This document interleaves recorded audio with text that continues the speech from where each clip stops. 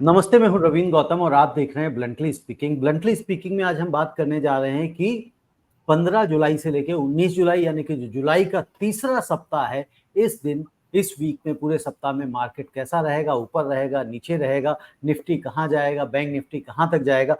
जो last week का जो सुभाष जी ने प्रेडिक्शन करी थी, एनालिसिस किया था, मैं प्रेडिक्शन नहीं बोलूंगा, जो एनालिसिस किया था वह लगभग पूरी तरह से सटीक रहा। और जैसे लगातार हर वीक की जो प्रेडिक्शंस और एनालिसिस हो रहे हैं सुभाष जी के साथ में, वो बिल्कुल सटीक जा रहे हैं। उन्होंने कहा था कि 24,000 तक आपको बाइंग कर लेना है। 24,100 पे जाए तो बाइंग करिए, 24,000 पे जाए तो बाइंग करिए, और मैक्सिमम 24,800 पे जाएगा, लेकिन आप 24,600 से सेलिंग करना शुरू कर दें। और हुआ भी यही कि 24,591-92 तक शायद मार्केट गया निफ्टी। और बैंक निफ्टी की जो बात हुई थी, जो लेवल्स दिए थे उन्होंने लास्ट वीक के लिए, वो था कि 52,100 पे बाइंग बनती है और 51,800 पे स्ट्रॉन्ग बाइंग बनती है। तो 51,800 के भी लेवल हमें देखने को मिले, और 52,600, 52,700, 52,800 पे सेलिंग के लिए बोला था, और वह भी लेवल हमें देखने को मिले। यानी कि जो लेवल सुभाष जी के थ्रू दिए जा रहे हैं वह लेवल पहुंचते जरूर हैं पिछले कई वीक से, अगर हम लगातार देखें। सुभाष जी, आपका बहुत बहुत स्वागत है। बहुत बहुत धन्यवाद रविंदर जी, सभी व्यूवर्स का भी बहुत बहुत धन्यवाद जी सुभाष जी, जिस तरह से लगातार हम देख रहे हैं कि पिछले कई वीक से लगातार अगर हम बात करें, जो हम लोग वीकली एनालिसिस कर रहे हैं, वो जो आप लेवल्स दे रहे हैं वो बहुत ही सटीक जा रहे हैं। तो जो नेक्स्ट है, यानी कि थर्ड वीक है हमारा जुलाई का, 15 जुलाई से लेकर 19 जुलाई, इस वीक के लेवल्स क्या रहेंगे? मार्केट ऊपर जाएगी, नीचे जाएगी? और जो बजट है, बजट से पहले मार्केट किस तरह का रुख करेगा, ये हम जानना चाहते हैं आपसे। देखिए रविंदर जी, मार्केट में बहुत सारे फैक्टर्स होते हैं जी जो जिसके ऊपर मार्केट ऊपर नीचे होता है। ठीक है, जैसे अभी ग्लोबल की बात करें, यूएस की बात करें, वहाँ इन्फ्लेशन डाउन हुआ है। हम्म तो इन्फ्लेशन रेट डाउन हुआ है, और तो उससे ये लगता है कि उनका इंटरेस्ट रेट घटाने का, क्योंकि जॉबलेस क्लेम भी बढ़ रहे हैं, तो उनसे उनको इंटरेस्ट रेट घटाने का मोटिवेशन बना हुआ है। तो हम जी उम्मीद कर रहे हैं कि सितंबर में फेड रिजर्व एक इंटरेस्ट रेट 25 पैसा घटा देगा, और 25 पॉइंट बेसिस पॉइंट नवंबर दिसंबर में घटा देगा। तो यदि वो इंटरेस्ट रेट घटाता है तो इंडिया भी उसको फॉलो करेगा, और हम भी उम्मीद कर रहे हैं कि इंडिया में भी इंटरेस्ट रेट घट जाएगा। और वैसे भी वहाँ पे जो बॉन्ड के यील्ड है वो घट रही है। जी इससे यही पूरा इंडिकेशन है कि भाई वहाँ इंटरेस्ट रेट आने वाले टाइम में घट जाना चाहिए। तो इसी से हम फॉलो ये करेंगे कि यहाँ भी घटेगा। अच्छा, दूसरा फैक्टर जो है, एफपीआई की बाइंग। जुलाई में बाइंग अच्छी चल रही है, और अ, एक ये था कि जो डेट का इंक्लूजन था जेपी मॉर्गन इंडेक्स में, वो शुरुआत हो गई है। हालांकि 50 बिलियन रुपीज उन्होंने डाला है अभी, जो कि 100 से 150 बिलियन उम्मीद कर रहे थे। हो सकता है धीरे धीरे वो बाद में डाल दे पैसा। तो वो भी इन्फ्लो आ रहा है, जैसे मर्जी है, इंडिया में इन्फ्लो आ रहा है, और आगे आने में भी बड़ी उम्मीद है। और एक हम देखते हैं कि एसआईपी के अंदर 21,000 करोड़ से ऊपर जून के अंदर कलेक्शन हुई है। जी वो भी एक पॉजिटिव इंडिकेशंस है। और मॉनसून भी जो जून में कम था, जुलाई में बेटर चल रहा है। तो ये सारे पॉजिटिव इंडिकेशंस हैं, इसलिए लगातार 6 वीक से मार्केट लगातार बढ़ रहा है। और जैसा कि आपने अभी बताया कि 24,500 से ऊपर निफ्टी क्लोज हुआ है, और 52,280 के अराउंड बैंक निफ्टी क्लोज हुआ है, और 24,600 और 52,000 बैंक निफ्टी 52,700 800 के करीब चला भी गया था। जी तो अब नेक्स्ट वीक की यदि आप प्रिडिक्शंस देखें, तो क्योंकि इसमें और भी बहुत सारे फैक्टर्स होते हैं, जैसे मैंने कॉल ऑप्शंस कितने पर बिकी हुई है, पुट ऑप्शंस कितने पे बिकी हुई है, तो 25,000 के निफ्टी के ऊपर कॉल ऑप्शंस बिकी हुई है। इसका मतलब बुल ये महसूस करते हैं कि 25,000 तक मार्केट जा सकता है। तो मैं समझता हूँ सेफ साइड 24,800 पे प्रॉफिट बुकिंग बनती है, ब्लैंक नहीं।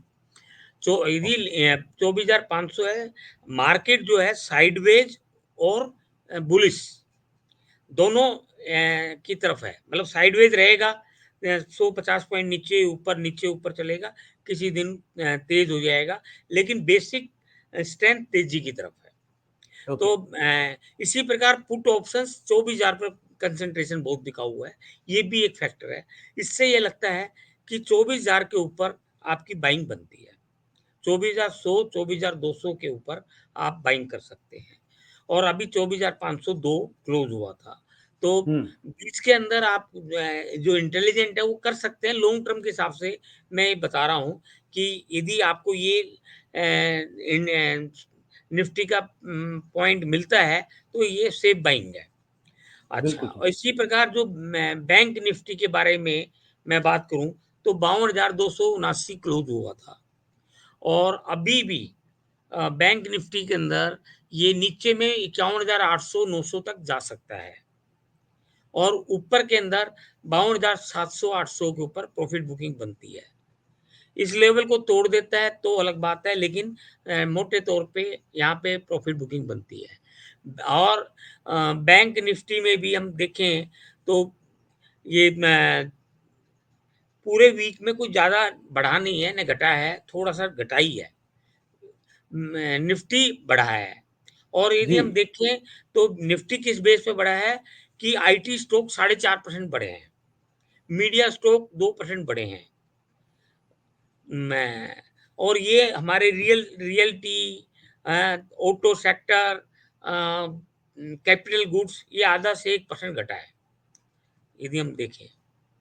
तो अब आप मैंने आपको थोड़ा विश्लेषण बता दिया है, अब आपका जी। Next question continue. Next question मेरा ये है कि जिस तरह से आपने लास्ट वीक आपने बताया था कि भाई निफ्टी जो है साइडवेज रहते हुए ऊपर की तरफ जाएगा, तो क्या इस वीक भी हम ऐसा ही देखेंगे, साइडवेज भी रहेगा लेकिन जब भी उसे मौका मिलेगा वो ऊपर की तरफ जाएगा?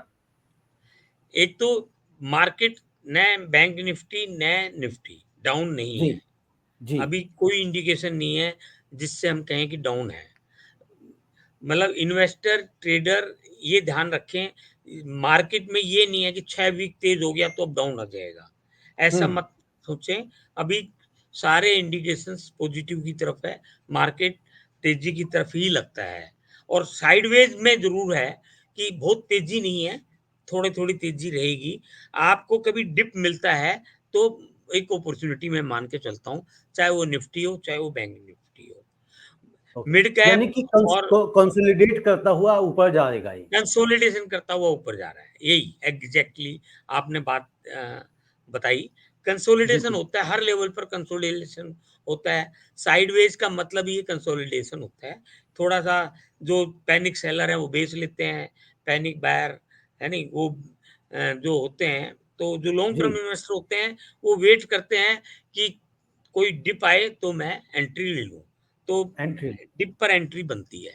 डिप पर और एंट्री बनती हाँ है। जी। जी, अब सुभाष जी जो इसके नेक्स्ट वीक यानी कि फोर्थ वीक में बजट भी हमारा आने वाला है 22 जुलाई को, है ना? 22 को है ना 23 को है? ये 23 को आएगा। 19 23 को जुलाई आएगा। तक ये वीक खत्म हो जाएगा। 20 का जी। सैटरडे है, 21 का संडे है, 22 को हाँ। मार्केट खुलेगा, 23 को ट्यूसडे को आएगा। ट्यूसडे को आएगा। तो 23 जुलाई को जो बजट आएगा तो उससे पहले, बजट से पहले क्या किसी तरह की पोजीशन बनाई जा सकती है? बजट में संभावना हमेशा यही देखी जाती है कि कई बार बजट्स अच्छे आ जाते हैं, गवर्नमेंट्स बड़ी पॉलिसीज अनाउंस कर देती है और शेयर मार्केट बढ़ जाता है।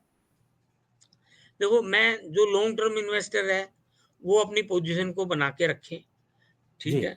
जो शॉर्ट टर्म ट्रेडर टाइप के हैं, जो या शॉर्ट टर्म इन्वेस्टर्स हैं, जो लेवल्स मैंने बताए, 24,000 के ऊपर एंट्री ले सकते हैं, 24,100 पे एंट्री ले सकते हैं, 24,800 पे प्रॉफिट बुकिंग कर सकते हैं, है नहीं? साइडवे में जो स्मार्ट इन्वे ट्रेडर है, जिनको मार्केट को पढ़ना आता है, तो वो बाइंग सेलिंग अपने उस हिसाब से कर सकते हैं।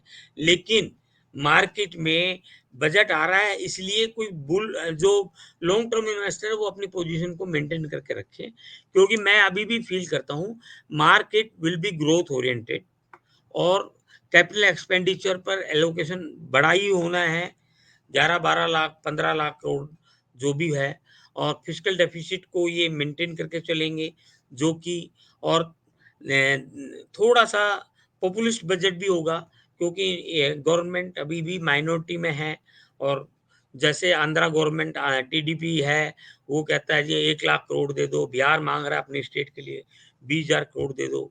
तो ये इन पे ये छोटा-मोटा प्रेशर है, तो कुछ इस तरह का पॉपुलिस्ट उनकी डिमांड के हिसाब से थोड़ा बहुत इनको करना पड़ेगा किसानों के लिए, पुअर के लिए, हैं, आम आदमी के लिए, मिडलमैन के लिए, तो थोड़ा पैसा बाँटना भी पड़ेगा। तो इस हिसाब से थोड़ा पॉपुलिस्टिक भी होगा, लेकिन बहुत ज़्यादा पॉपुलिस्टिक भी नहीं होगा, ग्रोथ ओरिएंटेड बजट होगा। मेरे हिसाब से अ, लॉन्ग टर्म में कोई प्रॉब्लम नहीं लगती है। शॉर्ट टर्म किसी-किसी सेक्टर में जहाँ पे इंसेंटिव आ गया, किसी सेक्टर को पीएलआई के अंदर इंक्लूड कर दिया, वो सेक्टर बढ़ जाएगा। कोई अ, तो ऐसी कुछ चीज़ें इंसेंटिवाइज़ कर दी, वो सेक्टर बढ़ जाएगा। हमें इकोनॉमिक सर्वे से थोड़ा-सा इंडिकेशन मिलेगा। बाकी बजट की चर्चा, बजट की रूमर्स, इन सब से इंडिकेशन मिलेगा। लेकिन मैं कोई बहुत बड़ा डाउनफॉल या बहुत बड़ा तेज़ी इसमें नहीं देख मतलब रहा, बहुत बड़ा बजट के बदलाव नहीं देख रहे हैं हम, बहुत बड़ा बहुत बड़ा बदलाव नहीं बदलाव देख नहीं देख रहा। हाँ जी। जी। सुभाष जी, एक और लास्ट क्वेश्चन कि क्या डिफेंस सेक्टर में और बैंकिंग सेक्टर में कुछ गवर्नमेंट की तरफ से प्रोविजंस अच्छे देखने को मिल सकते हैं, जो इस सेक्टर के लिए फ़ायदेमंद हो? देखिए defence sector, railway sector, capex sector में एलोकेशंस बढ़ेगा, यानी गवर्नमेंट क्योंकि गवर्नमेंट अपनी आर्मी अपना हर तरह से स्ट्रेंथ होना चाह रहे हैं क्योंकि रेगुलरली हम चाइना और पाकिस्तान इनको एक थोड़े से थ्रेट के रूप में देखते हैं, तो हम अपने बॉर्डर्स हर तरह से स्ट्रॉन्ग करना चाह रहे हैं। ये चाहे वो वाटर हो, चाहे एयर हो, चाहे मिलिट्री हो, तीनों के ऊपर हम करना चाह रहे हैं। तो यहाँ पे प्रोडक्शन लोकल प्रोडक्शन को बढ़ावा देना चाह रहे हैं। तो डिफेंस में जो प्रोडक्शन में इंडस्ट्री इन्वॉल्वड है, कोई भी चीज़ हो, टैंक बनाती हो, चाहे प्लेन जेट बनाती हो, चाहे हथियार बनाती हो, उन सब में एलोकेशंस बढ़ना चाहिए और वहाँ पे कुछ ना कुछ इंसेंटिव आएगा। मैन्युफैक्चरिंग सेक्टर में भी इंसेंटिव आने की उम्मीद है। तो वही 15% वो एक्सटेंड कर सकते हैं और फर्दर और कुछ बेसिक में एग्ज़म्पशन की लिमिट भी बढ़ा सकते हैं। सेविंग्स के लिए भी कुछ इंसेंटिवाइज़ कर सकते हैं। हाउसिंग लोन जो अपना 2 लाख रुपए अलाउड है इंटरेस्ट वो 5 लाख तक भी उम्मीद की जा सकती है।